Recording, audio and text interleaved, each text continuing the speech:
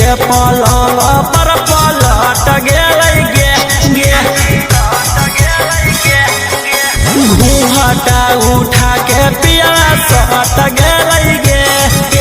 ले के पलंग पर पलट गेलै गे फेरे लगलै हाथ हमर कोमल कोमल काया पर मांगे लगलै साया वाला चीजावा किराया पर मांगे लगलै साया वाला चीजावा किराया पर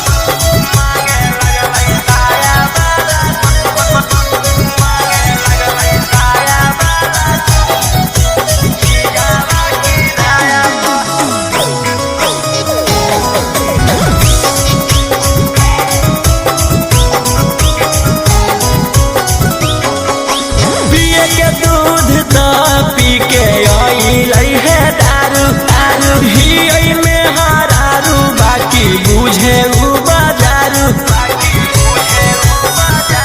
हकै पियाला के बिगड़ल रहनिया गे कैसे कटतै